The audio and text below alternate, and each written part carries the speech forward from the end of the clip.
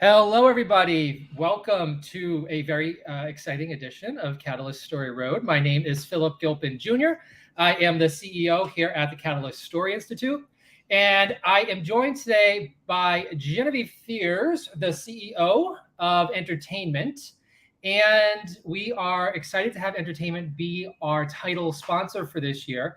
So over the course of the next hour, we're going to explain what Entertainmint is, what sponsor means, and all of the exciting things that they're up to.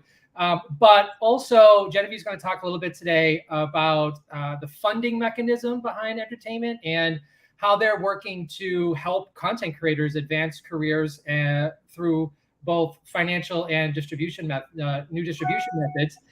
This is a super casual environment. So if you're following us on YouTube or Facebook, just go ahead and throw your questions in the chat. This isn't Ask Me Anything. Try to keep it to Catalyst and Entertainment if you can. But if you want to, try to stump us with some TV questions, we're probably happy to try that too. And I'll be hosting throughout the hour and just moderating, seeing what kind of questions roll in. But before we get to your questions, I'd love to just hand the floor over to Jen and have her explain what Entertainmint is, why she founded it, a little bit about her background, and then we'll see what kind of questions you guys have in mind. So it is all yours. Hi. Yeah, thanks for having me. I'm so glad we got this set together. It's actually perfect. I just came off a call with Project Dudes. It was an NFT animated collection, and it was calling everyone dudes. So I'm like, hey, I feel like saying, hey, dudes, how are you?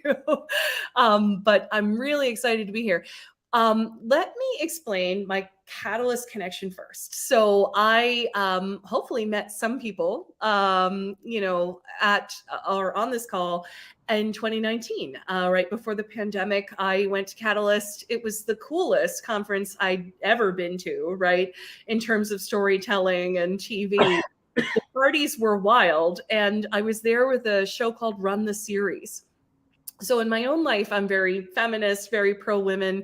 My first company was called SitterCity.com. It was a tech company. We kind of brought childcare into Web 2.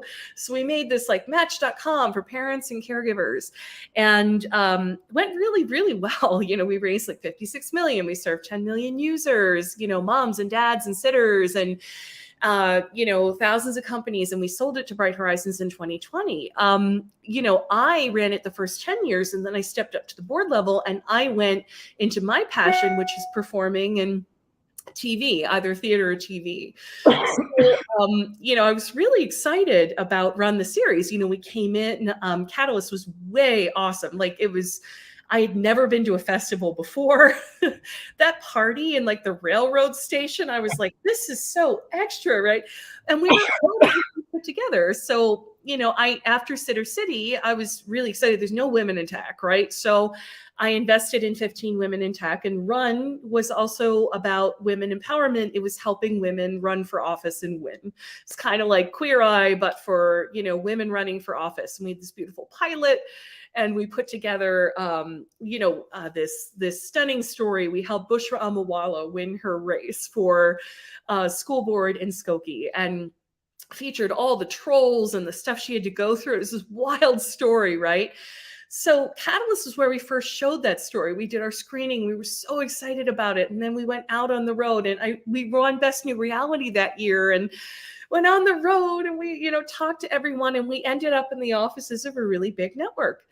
And put simply, we get into this pitch, this power woman pitch, right?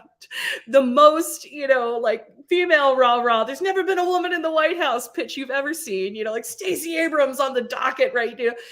And 10 minutes in, they stop us and they say, okay, this is great, but it doesn't have enough colors. Do you have any strippers that are running?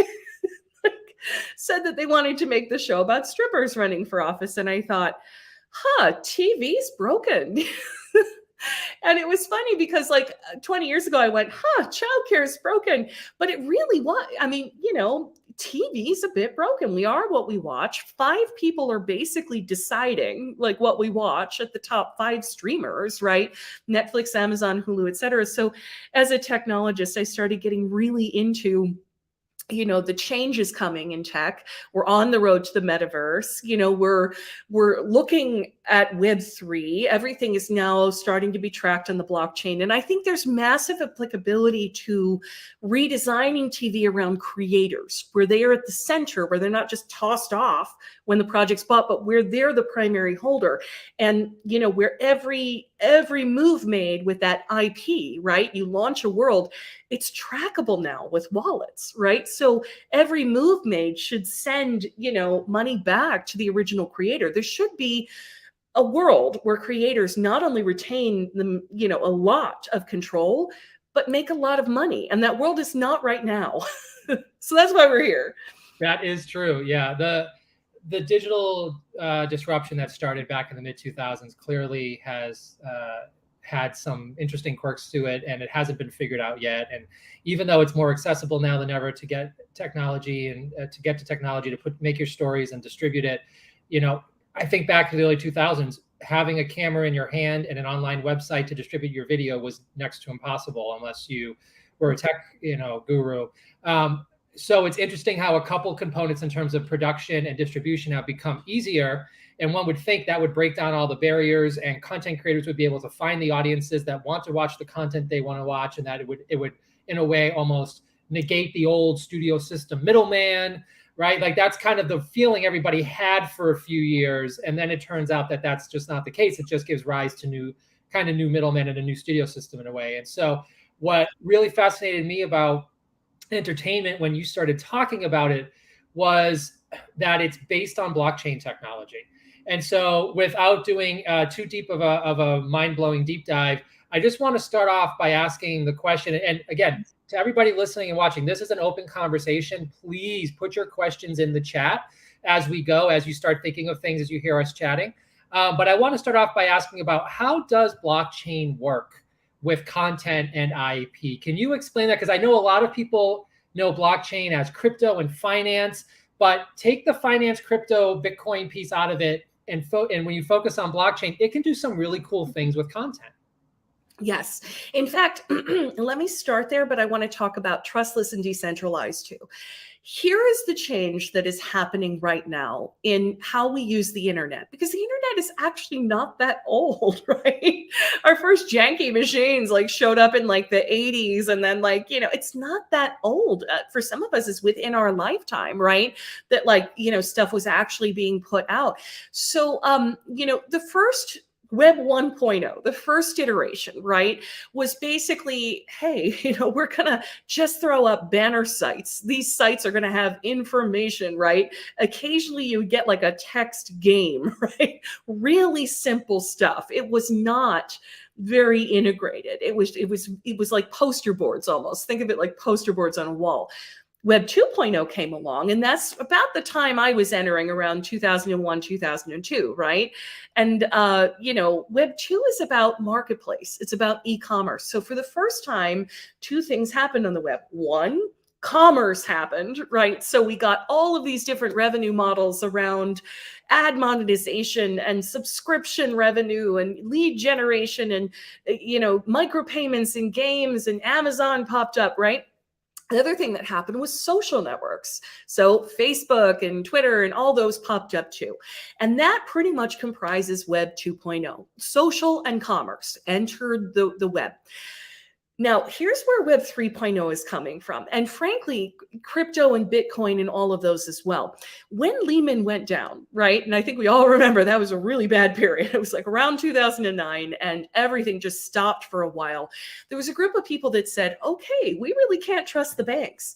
And they are not wrong, exactly, right? That was not great. And so they said, well, they took it a bit far. They're like, we're going to make our own currency, right? Tech people. But they did. They're like, we're going to go make our own currency. And they did. It was a big, screw you to the banks. And along those lines, another group of technologists was watching Bitcoin be created and blockchain be created. And they started saying, you know what? This just doesn't have to be another currency. We're heading for a new iteration of the web. So what is the blockchain? Because the blockchain is the underpinning of Web3. When Bitcoin launched in 2009, right, as a screw you to Lehman and the banks and everything else, it launched on a ledger called the blockchain. I mean, every bank has a ledger. It's where you write down this amount of money came in, this amount of money went out, and then it's just a million of those things all in a line. That's a ledger. That's it. When Bitcoin launched, it was like, well, we're a new currency. We're going to need ourselves a ledger. They just made a ledger, right? I mean, it was that simple. Blockchain is an automated ledger. But suddenly everyone was like, whoa, that's cool, right? Because everything on it can be transparent, right? So instead of a small cabal, right, of people in a company paying off this person for a mistress or doing that with no one knowing, everything on the blockchain is transparent. But what's interesting too is it's actually two other things. It's also trustless and decentralized. So what does decentralized mean? Well, back when you were building, 20 years ago in Web 2, you would have to have server farms, right? Like it was crazy. You would have like a pan scan or something. I remember the City server farms, like were in a couple of cities. Why did you have them in like Denver and Austin and different places? Well, if a bomb took out one city, you'd have a copy of all your information somewhere else. The thing that's happened since in 20 years, computing technology and our devices, our memory, right? All of that plus the cloud, it's become so advanced that you could pretty much at this point take out 95% of the world and the other 5% would still have the whole internet. Does that make sense? That's decentralized. And then trustless is very simple. Trustless is, we're really mad right now at Bezos, Mark Zuckerberg, Elon Musk is not making friends. We're really mad at the abuse, right? That some of these companies that are very top down, very centralized, we're mad at Facebook for what they've done with our data. We're pretty angry at Jack Dorsey for, some of this stuff that's happened. And so when you kind of combine all these, you get Web3, this idea of throwing out the middleman, growing things from the ground up, like not centralized, decentralized, right? And all of it being like completely accessible and transparent on this blockchain. That's Web3. It's really cool. Yeah, and it is fascinating to see how quickly the evolution can happen, right? The current version is clearly figuring out how it works within the Hollywood system, and the Hollywood system's its own weird little antiquated thing that's becoming decentralized as well. We're seeing it where COVID kind of accelerated the trend, but people working from home, right? You're getting more and more creators who are able to live and work in a place like Minnesota or Oklahoma or the Carolinas instead of having to be in LA or New York or Chicago or Atlanta. So you're starting to see this natural decentralization of the content creation industry anyway, and you're seeing monetization happen through things like YouTube. Obviously, there's always stories about these content creators out there who are filming themselves going shopping and they're making $20 million a year or something, right? But as the internet in Hollywood continue to figure itself out, it's so interesting with what you guys are creating and this cycle of making sure that content creators are financially compensated for their work so that way they can continue the cycle of making stuff and that they get better, their projects get can you explain a bit about that impetus behind Entertainmint and how the grants and the financial flow is supposed to work with the creators? Yeah, let me just start by talking about Web3 and crypto and NFTs, because there's one misconception a lot of people have, and then I'll drive into our model and video. But like everybody's trying to slap an NFT on everything. That is not how we should be looking at this. It feels like, for me, and it must feel like this for everyone, we went into the pandemic, we spent a lot of time in our, sweatpants, and then we showed up again and everyone's gabbling about this stuff that makes no sense. Web3, NFT, what the heck are they talking about? I mean, it drives me crazy because I'm one of those people that wants to break it down. I mean, almost I'm here because of stubbornness, because when people talk to me, I'm like, what do you mean? Like, I need to understand, right? So I've just asked every question, and here I am. I'll tell you what I've learned. There's only about 7 areas where, Web3, where crypto is really going to be big. Most of what we know is not going to change, like Match.com, like Tinder, they're going to stay the same, right? Nothing, there's no real change there. They might back onto the blockchain, but that's it.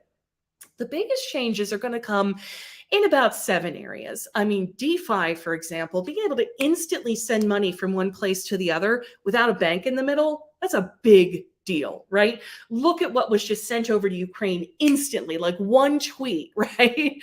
From their Minister of Foreign Affairs, right? With their ETH wallet, and stuff's just flying in the door, like NFTs and payments and, cryptocurrency. It's wild, right?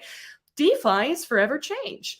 Another area that is one of these 7 is supply chain management, to be able to track everything that a package does on their way from X to Y.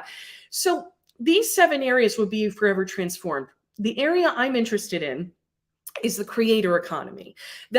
Some say that's the 7th area, right? That's going to be transformed. And the creator economy is really interesting when you remove the middleman. So to talk about entertainment and to talk about how we're removing the middleman, right? So that creators can go directly to audiences, here's what we've seen. There's been a lot of experimentation in the creator economy trying to figure out, like, what's the model? Like, how do we build this? How do we balance this, right? So everybody's happy. When you're building a marketplace, it doesn't work if you have everything on one side and nothing on the other. It doesn't work. You have to balance it, right? So in music, for example, this is where it all started. There was a company called Royal.io, and they were like, hey, we really want to go out and take new albums or new songs, and we want to let like 100 people co-own that using NFTs. And it worked. They went out and they did it. Look at Royal.io. They've raised 71 million. So that actually started working. And then a couple of companies popped up, like Audius and Sound.xyz and Catalog, and they went running after in that direction. Then a bunch of people popped their head up in video, and they're like, ooh, what can we do in video? And all sorts of insane experimentation has been going on, right?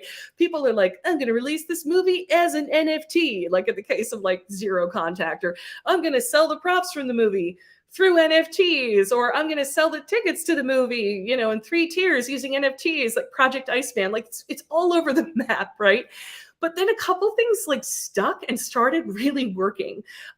Stoner Cats and the Gimmicks are like a very notable example, right? So Mila Kunis has this studio, Orchard Farms. She's very famous, obviously. And so she and Toonstar and Big Head Productions, all kind of got together, and they made these 2 shows, Stoner Cats and the Gimmicks. And they said, hey, here's what we're going to do. We're going to release a collection of NFT characters. Then we are going to sell tickets to a show. And then we're going to crash it all together. So if you own a Stoner Cat, which costs at least $1,000, right? You can enter the writer's room and be part of making the show. So you can either buy a $40 ticket or a $1,000 Stoner Cat. One of them, you get to watch the show. The other one, you're in the writer's room. Like you're making major decisions that will affect Chris Rock or Mila Kunis, when they're voicing the lines. That was cool. That really started to blow everything up. Then studios were like, can we crowdsource shows? Can we find crowds of people that are like, make me a movie about X, right? So they went out and they did that. And then, our group came along. We're platform builders, and it seems very obvious that this is working. And so that's where entertainment came from. And that's what we're doing. Now, I'm going to break this down like a little bit more, because this is where I have to say a little gobbledygook. So at Entertainment, the official pitch is this. We help creators use fan and brand engagement utility NFTs, and we use them to help them fund their work and create collaborative worlds with their fans. Now, what am I actually talking about? Okay. What this means is that fans want a lot now. Brands as well. They do not want you to go off and make your show and then hand it to them on a platter. Like Netflix just took us 30% stock hit, right? Hulu, Amazon, they're getting hit too.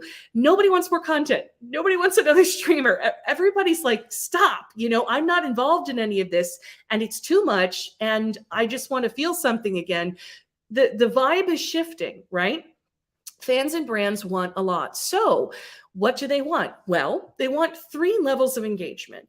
The first brand level of engagement is pretty simple. It's like, hey, I just want to help you get this show off the air. So it's kind of like Kickstarter style. I just want to fund you. So that level, of brand engagement usually has like 3 forms. It's like, buy an access ticket at the bottom for say $50. You get like a ticket and a t-shirt. Yay, right? But for $1,500, maybe you want a selfie with the star. Maybe you want your name in the credits, right? And the sexy after party. And then for $15,000, maybe you want to be an associate producer. Maybe you want to be on those calls with Spike Lee, putting that movie together. That is just the fan access area. There are 2 more areas. Brands want to get involved. So Vogue very much wants to sponsor your costumes. SoundCloud really wants to sponsor your sound rigs. Hasbro really wants to buy your merch rights, and they've never been able to before. And so, they want to break through and find a new way to advertise too. They're sick of being stuffed into an ad and stuck in the Super Bowl. They don't want that anymore. They want to be in front of people in a new and surprising way. So brands really want in, and we've got like 8 tiers that you could add on tomorrow, from lighting to design to food to spaces. I mean, Airbnb or Grubhub, they want to be involved in that. And then there's the final level. And this one is going to be a little weird for 2.0 creators that aren't used to this. But fans also want to be in your show. Like if you're willing to give them a role as an extra, if you want to give them a role as a henchman or a dead body, they want that. And they will pay more for that. They also, thanks to Stoner Cats and the gimmicks, they want to be in your writer's room. And that's not necessarily bad, right? Because writers' rooms are collections of weird people anyway. I mean, you just get a whole bunch of people together. And there's this great talk with Adam McGillicuddy, like with A16Z, he's got Adamverse. He's like, you just try and find people with totally different personalities and lump them in a place and see what comes out. So why not, invite a few fans in your writers room? That is something you can do on the creator side. So there's all these levels that fans and brands want to get into your show as it's being created. So that's what we do. We help you when you come to our site. I mean, it looks like Netflix, right? It looks like you're on Netflix and we're a streamer and all that, but we help you make this multi-tiered set of NFTs, be it for a brand sponsor or for a general admission ticket or for a production seat. We help you make those and sell them to your audience base. It's that simple. Hopefully I broke it down well. Yeah, well, and it's a lot. It's a lot for content creators, because one of the themes that we've been talking about at Catalyst throughout the year at all of our Institute events around the country for a while now is how writers used to be able to just be writers and actors could just be actors. Same with directors and producers and whatnot. And now in the indie TV space, it's everybody kind of feels like they have to know a little bit about everything or try to do everything. And so there seems to be a desire from the creators to want to return to being able to just write and not have to worry about raising the money or all of these things. But that's not the reality that we live in right now across the board. So when it comes to the questions we get about industry partners and new platforms and things like this, the inevitable question is always, well, are they going to fund us? So can you talk directly about how does or does not, or when and how and where Entertainment funds, and whatever funds means? Is it grants? Is it money? Is it different things? How does Entertainment actually help people make their finance to make their stuff? Right. Now, we are dedicated to showing that this model works and that it's better than being picked up by Netflix. We are dedicated to showing creators that, because it is. I mean, trust me, if you're a new creator and you walk in and your show's bought by Hulu, you are off the next day. They do not want you unless you are a TikTok star. And how many of us are both, right? You're just talking about the silos, right? So we want you to retain almost complete control, and we want you to make a mint. Like, haha, that's a joke, right? Great pun, Genevieve. But like, seriously, we want you to make a lot of money. And for creators right now, there's no upside, right? So you can walk in and write the next Stranger Things, walk away with $80,000, and the studio turns around and makes $90 million. I mean, there's no upside for you. So remember, this is stacked against you, the current system. Now, it is hard to embrace chaos. It is hard to embrace the flattening of roles. It is hard to have things that are new. And so what we're doing is we've set aside, and it'll probably be more than this, but at least $100,000 in grants to help creators come to us and take a chance. So let me give you an example. Our current mint just finished. We had a test mint. We took an NFT series called Crash Punks, which was done by creator Grace Ng. It'll actually be premiering at the festival. It's awesome. Feels like Aeon Flux met like Blade Runner, very futuristic, very fun, based on the Neil Stephenson novel Snow Crash, right? Super cool.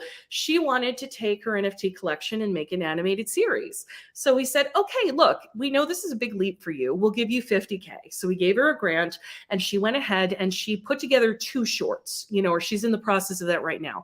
And by the way, we connected her with an incredible showrunner, Casey St. Ange, right, who's in the Catalyst family, right?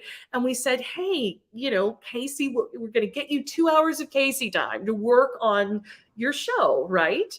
Big deal. This is awesome.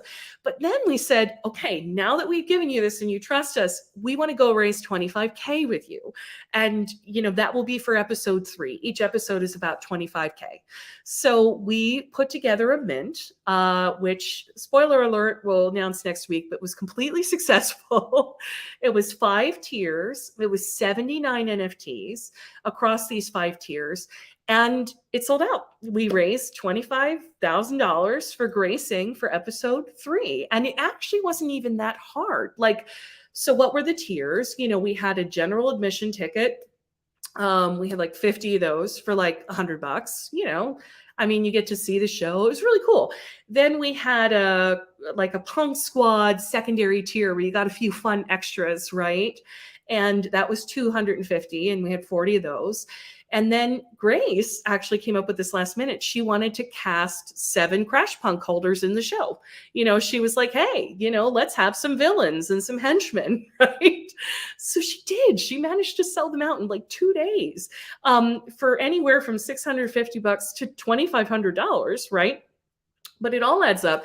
Then, we were able to sell an associate producer seat for $10K. And then we added on a sound sponsor for $1K. And bam, it was done. And it was not even that hard, right? So this is really cool because Grace still completely owns Crash Punks, completely, right? She's now sitting on $75,000, and she's got this great mentor. And now we're working with her on getting a celebrity cameo, to voice a small part in the show. So she has someone like that to wave around.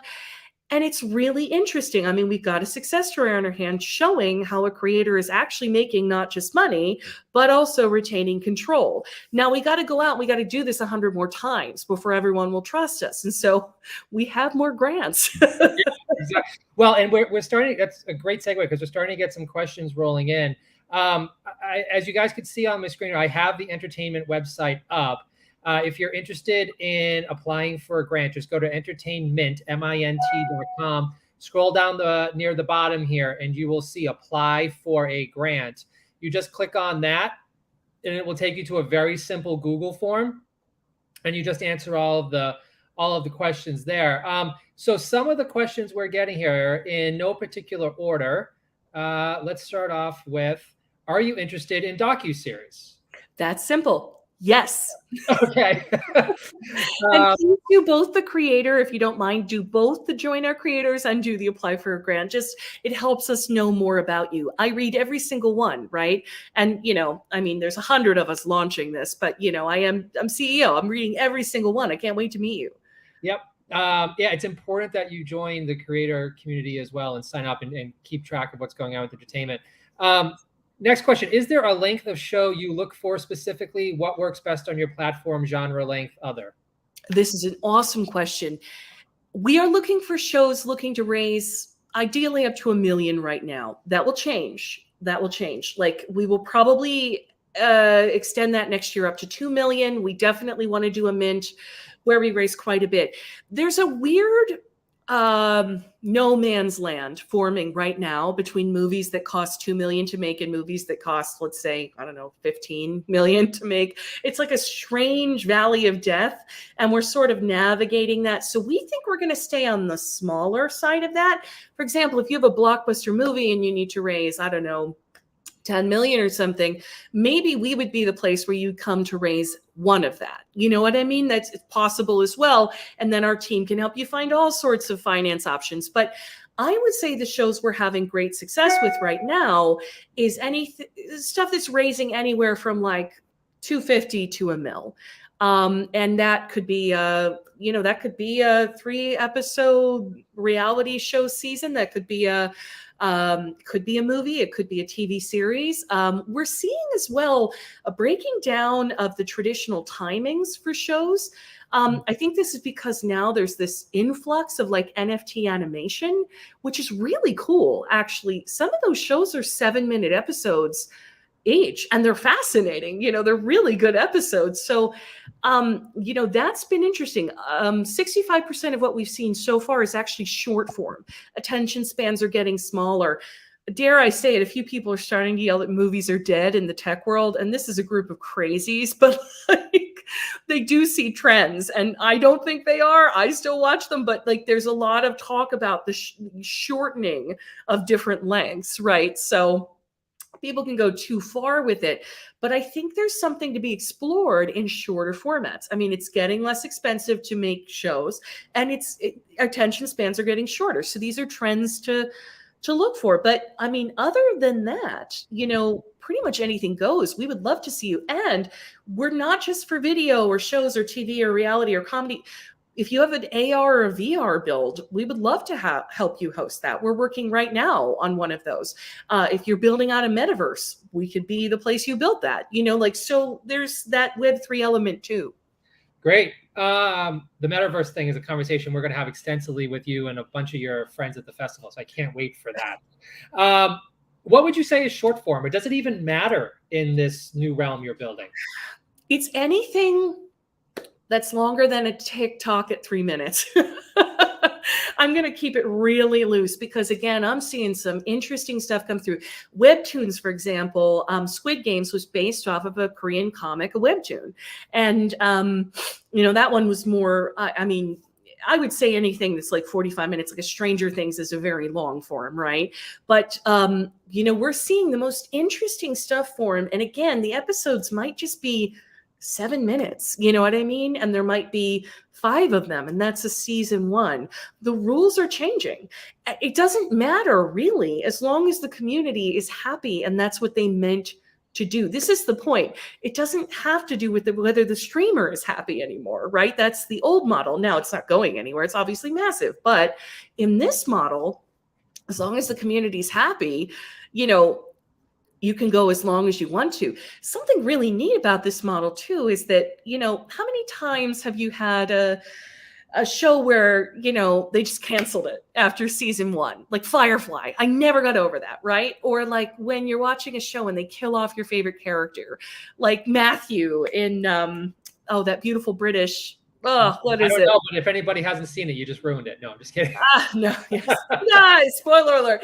No, like when they take away one of your favorite characters and you're like, no, like that doesn't happen in this world. That doesn't happen because fans do have some control. They can even be like, I want these two to get together, like imagine a Bridgerton like that. It would be wild, right? But like, there's more control. So, yes, it's a little bit of chaos. Short form can be anything that is, frankly, again, longer than a TikTok, but it's generally, what I'm seeing is if it's a short that's not animated, it's, anywhere from 20 to 30 minutes usually. Mm-hmm. And for animated series, usually I'm seeing them come in at 15, 20 minutes, per episode, usually. Yeah, it's interesting how TV consumers are still kind of basing short form, long form, all these definitions and distinctions on the old TV model that was based on half-hour advertising based whatnot, right, as opposed to just opening the doors and anything being any length now. one of the interesting questions you and I have chatted about extensively is going back to this question about IP and partial ownership and shared ownership and all of these things. We have a great question here from Gitchigume Productions, which is, how does the open participation concept affect the idea of control of IP? And I think the heart of this question is creators who write and develop a show idea probably don't want to be giving away ownership rights to other people, is some the way that some creators want to go. How would that work in this new model? I am utterly thrilled you asked me this, because in the end, I think entertainment is an IP marketplace. Now, for a lot of people, I'm like, we're the new Kickstarter with a little Netflix, like I'm kind of saying that because these are the models that we know, but we are really an IP marketplace. So let me break this down. Used to be when you made a world, right, in Web 2, like Star Wars or whatever, you would have these characters, these OG characters, and they would be created by the top-down studio and the creator and the writer, and everyone had their roles, right? And it would be very tightly held. So if anyone got near that IP, right, the knives come out and the lawyers are just sent at you, right? Very like huddle and protect sort of mentality. That has completely flipped and it's wild. The nature of Web3 being built on the blockchain and being built wallet to wallet, right? Like, remember, money just goes instantaneously into wallets. Like if you say, hey, I have $100 and I want to split it between these 33 people, bam, it's done with wallets. It's totally different. So IP has now changed because it's trackable. It's trackable across the wallets. So imagine like you're sitting on Entertainment and you're looking at, like somebody's original idea. Everything that spins off that idea was sold via an NFT to that IP holder and can be traced back. Funds can be sent back to the original person. So what does this mean? Let me break down what this means. We have three types of creators that we're probably going to see. The first type of creator is probably like a lot of the Catalyst creators, and like I was. This creator is going to come in and say, I got my story. I have everything put together. I have this sizzle reel. I just want to raise funding. That's awesome. That's called a fundraising mint. Great. We can do that for you. But there's two other types of mints that we're doing as well. The second mint is called a world extension mint. So in this mint, somebody comes to us and they say, I got something. It could be a comic. It could be a sizzle reel. It could be a NFT collection like Grace had. And they want to take it somewhere else. This is interesting because everybody out there, including Netflix, is not monetizing their IP enough. There are a million ways to monetize a universe. And right now, just delivering a video or a sneaker, that is not enough, right? So in a world extension mint is when someone comes to us with something and we say, great, we're going to take that farther, right? So maybe you have an NFT collection and we're going to turn it into an animated series, but we're not going to stop there. We are then going to sell the merchandising rights and we're going to make a doll because these characters are so cute, right? And then we're going to make a game. You can sell the gaming rights to Zynga and they're going to go off and make the game. And then somebody's like, you know what? I'm going to make your metaverse. All of that, because it happened via NFT sales on our site. Imagine it like a huge flow chart. It all flows back to the original person who started the universe. The reason why is that IP is trackable now. So through those smart contracts, you can basically say, and this happens instantaneously, hey, I want 10% of the sale of this when it happens, but if this is ever resold, I want 5% of that too. And it's all about how you set the smart contract and then go. And forevermore, if that's ever resold, you make 5%. Imagine that. Imagine if writers could have that. That's this new world. There is a third type of mint, and we are not sure how this one's going to go. It's called a world creation mint, and we're testing it. And this is what Adamverse is doing. Adam McKillicuddy, the writer of It's Always Sunny in Philadelphia. He was the lead in Mythic Quest, which I personally loved. He launched Adamverse, which was just funded for $5 million by A16Z, which is very, very cool. And it's this huge test. He's just got 100 writers and he's bunging them in a room. And he's like, everyone make an OG character, right? but like he's the original creator. So he's like, these are the rules of the universe. This is the premise. And here's my character. And then I'm launching these like 99 other question boxes. Grab your question box, but I still own some of that original IP. So if you ever take your character, and people are like putting their bored apes in movies now. Like my bored ape is my avatar, right? So it's like people are doing that now. If you ever put your character that you made in Adam McGillicuddy's world in another movie and you make money from that, Adam gets a cut. Does that make sense? Yeah. Isn't this wild? The trackable piece of it Wild. through technology is remarkable, because it wasn't too long ago that the only way it was trackable was physical contracts and physical pieces of paper sitting in offices somewhere.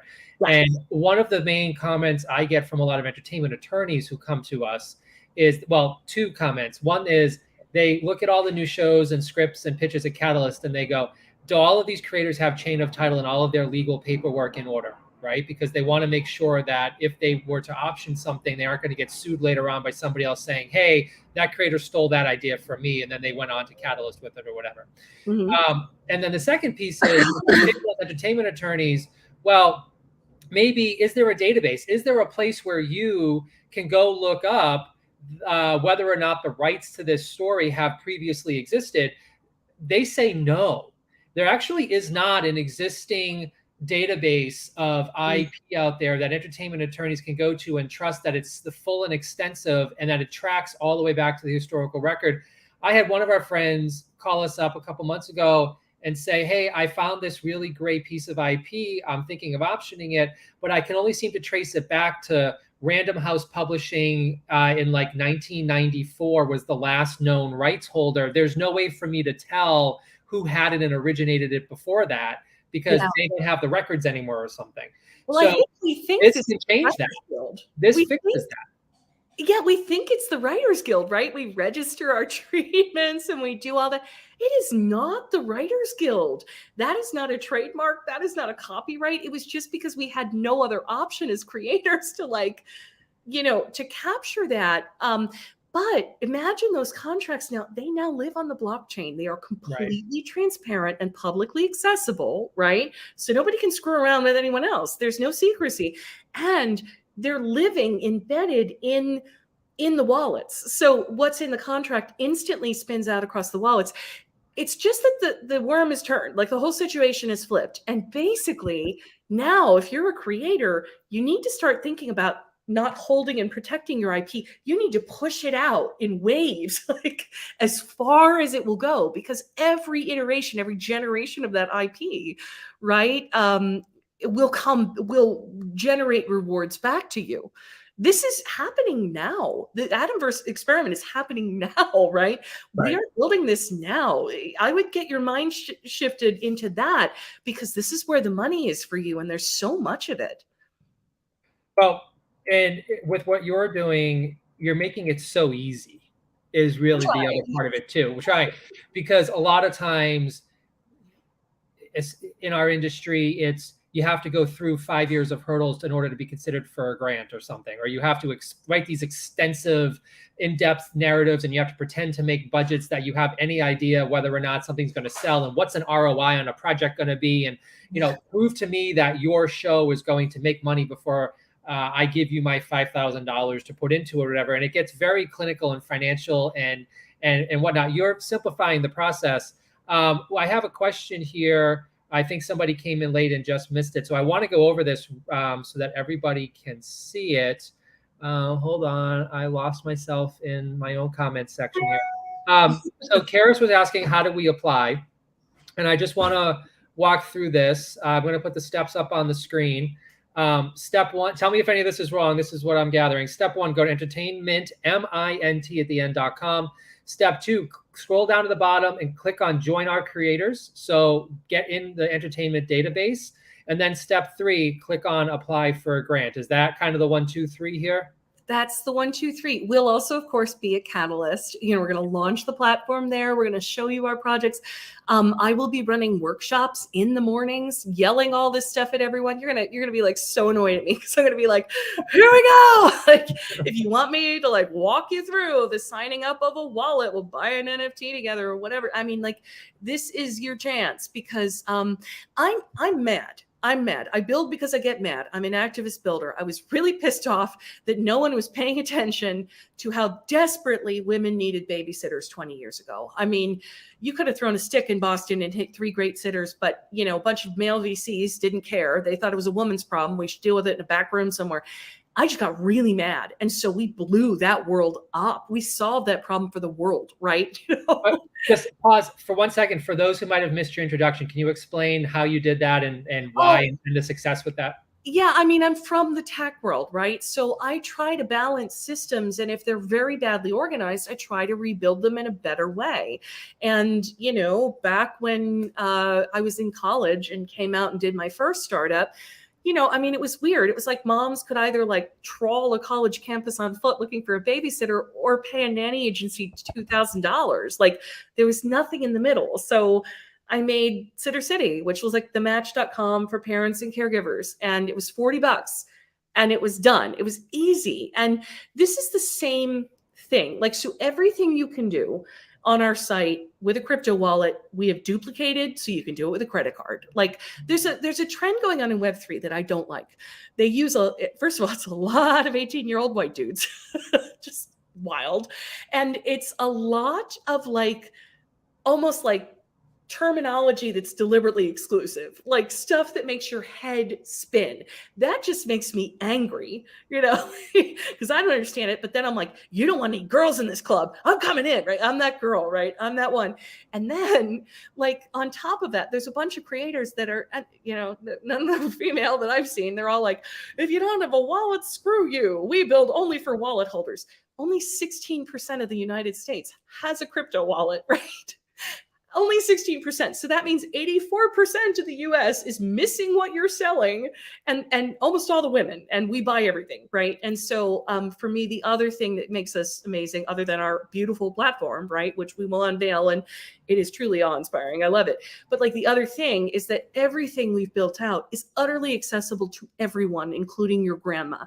And that's the way I build, because I bring users through shifts, through pivots in behavior that truly lead to a better, more balanced ecosystem. And it really is more balanced. We just have to get there. It's going to take a little while. Well, congratulations and thanks for being in. I love that new phrase. What do you say? Activist builder. I love that. That's so cool. Activist builder. I'm a mad woman. Well, thank you very much. I want to, let everybody know that Genevieve and Entertainment are our title sponsor of Catalyst this year and heading into next year. So thank you very much for that. Everything we're doing this year would not be possible without your support and your vision on all of this. So we really appreciate it. With the creators, when you see her at Catalyst, please give her a big high five or hug or whatever awkward introduction you wanted. Give her a thank you for us. We'll see where COVID is, right? But so thank you everybody for joining. We are going to wrap it up there, and we will see you in Duluth in a few weeks. Yay! Thanks, guys. Thanks, Bye, everybody.